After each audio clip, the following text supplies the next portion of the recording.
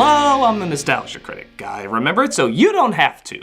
Perhaps a lot of you saw the trailer for the movie Sausage Party. No, of course you didn't. You just saw the title, the catchphrases, and started reading the YouTube comments like everyone else. I remember a ton of people sending me links declaring it the new food fight.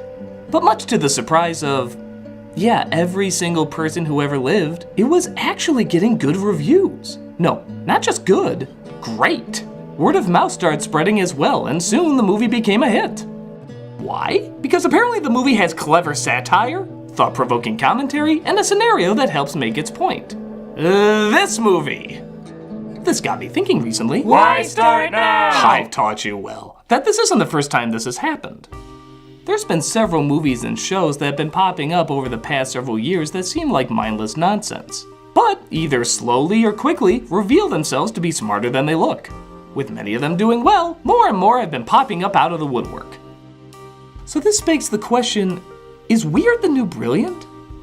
With so much media that seems like junk food for the brain, is there some junk food that's secretly sneaking in some healthy stuff? I started thinking about movies and shows that were doing a lot of this, and quite frankly, a lot of them seem to be animated.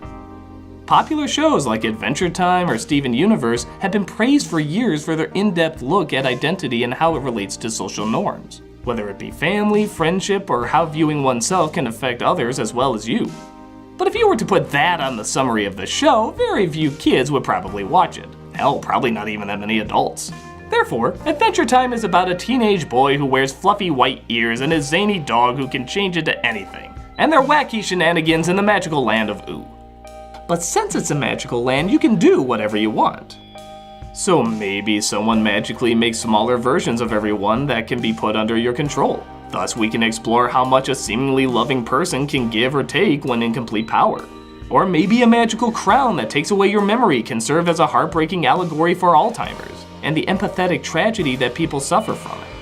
These are things that spiraled out of a show that started like this. Listen to Jake, Finn. He only wants what's best for Steven Universe is the same way. It starts off with a little boy who has a gem in his belly trying to show these three alien women how life on Earth works. And the first episode focuses on an ice cream treat called Cookie Cat, while once in a while stopping an alien invasion and singing a song. Doesn't sound that mentally complex. But again, as the show continues, we discover the gems can transform you, both physically and mentally, and combine with other people. The themes they explore here are an existentialist wet dream. Themes about intimacy, gender identification, puberty, sex, childhood becoming adulthood. The list goes on. Again, all beginning with an episode focusing on him wanting a Cookie Cat ice cream. All seems kind of insane. It doesn't always have to be symbolic though, sometimes it could just be straightforward. Shows like Avatar and My Little Pony are very direct with what they're trying to teach. Avatar takes place in a fantasy world where people have Captain Planet powers and want to stop an evil bad guy from taking over the world. Yeah, sounds pretty standard. In fact, almost boring. But on top of having a great sense of humor and creative visuals, the show teaches kids, and arguably adults, about Eastern philosophies, religion, medicine, and even martial arts moves. All the poses shown are based on real styles of martial arts. They even hired martial arts masters for models. In the case of My Little Pony, a show that started off as a remake of what many people consider a forced excuse to sell toys, and that's from the people who liked it, had transformed it into practically an educational show about emotions and social interactions. The story takes place in a land of ponies, and one is sent to study the benefits of friendship. Yeah, sounds like Care Bear's greeting card fodder, right? Well, in this show, they actually do analyze it, seriously looking at the benefits of kindness, the varying levels of it, and when to use each variation. It's easy just to say be nice and that's it, but this show actually looks at the different challenges that comes with it. It isn't just a blanket term, it's explored and analyzed. So much so that the majority of the fanbase are grown men, not girls. This is a show that was doing its job so well that it hit on a fanbase that they weren't even aiming for originally. And now it turns out to be most of them. And all this comes from a show that just wanted to sell some toys in the 80s. Who the hell could have seen this coming? Kids' films nowadays are the same way. Kung Fu Panda is a Jack Black animated comedy teaching kids about dealing with suffering and how to turn it into something progressive. The Lego Movie is really a connection to a son's relationship with his father. And good lord, we could talk about the Pixar movies forever, giving us cute and silly ideas that sneak in emotional and psychological issues without kids even realizing it. But this idea of working commentary into nonsense isn't just for kids. On top of examples like Sausage Party, BoJack Horseman might be the greatest TV show in years. And on the surface, you'd swear I was making that up. It's about a horse who had a cheesy sitcom in the 80s. Yeah, that's right, a horse. Half the people are animals on the show. There's no reason for it. The whole series focuses on the impact that the show had on him, particularly depression and dozens of addictions, and how it also impacts the people around him. The show starts off almost mockingly silly, relying on shock value jokes and classic little problems that are blown out of proportion. But as we get more comfortable with the characters, their more troubled sides are shown. And oftentimes, instead of punchlines, we're given harsh realities. Yeah, harsh realities in a show about a talking horse. It's like finding out Mr. Ed was bipolar. What's so shocking about this show is not only does it do the dramatic side well, but it does it better than any show I've seen on television. The comedy is strong, surreal, and clever, allowing us to enjoy these people. So when it really comes time to talk about the inhumane side all of them are capable of, it's really tough to get through, in a good way. It is disturbing, it does take you out of your comfort zone, and it does it in a totally bizarre and intriguing way.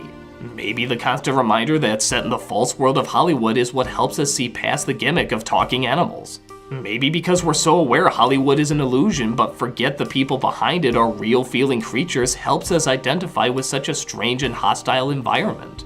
It takes you to places you didn't think you would go to, are afraid to go to, and then come out having confronted something you never thought you would have confronted.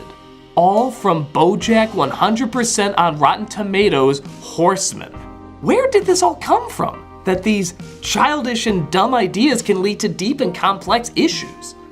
It's hard to say for sure. I guess shows like South Park kind of paved the way, looking like the cheapest, lowest brow humor that over time surprisingly turned into one of the great commentators.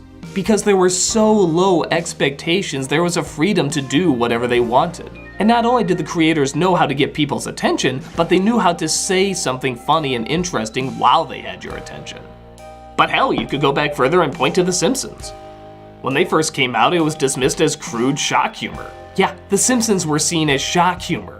Years later though, we still quote their ingenious comedy, and yet we still have no idea why they're yellow or how their hair somehow becomes their skin. We all just kind of accept something that's silly. TV-wise, you could even point to The Twilight Zone. A spooky show of scary twists that often has a dark satire on the human condition.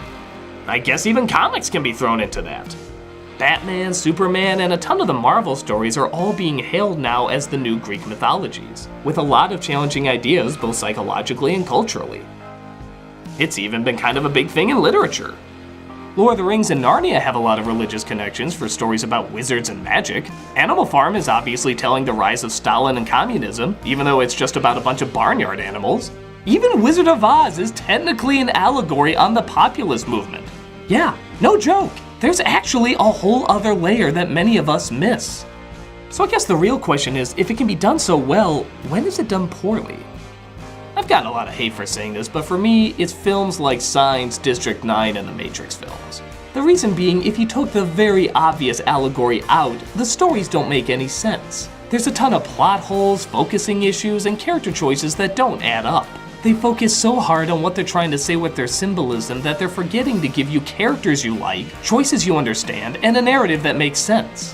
This is why the examples I listed before do work.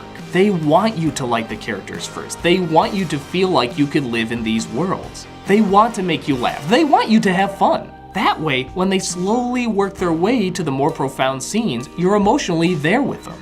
You give a crap. You're invested because they were given time to sink in. I don't care what happens to Neo, he's as dull as a plank of wood. If I don't get invested in the world or the characters first, I'm not gonna care what you're trying to say with them. Maybe that's why so many of these brilliant ideas are animated. Because for so many of us, that's the first thing we see.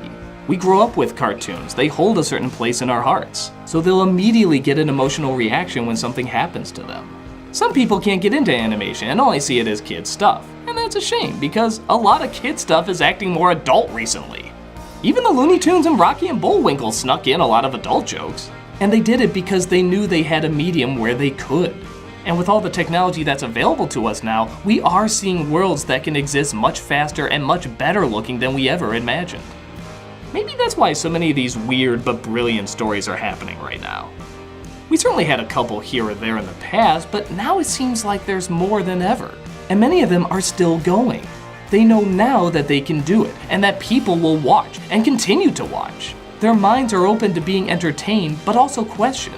They want to see a horse get drunk and act like an ass, but they also want him to wonder if there's any hope for himself. I don't know if this is just a trend or if these kind of stories will keep going, but one thing is for sure, they got our attention now, and they're doing a pretty good job keeping it.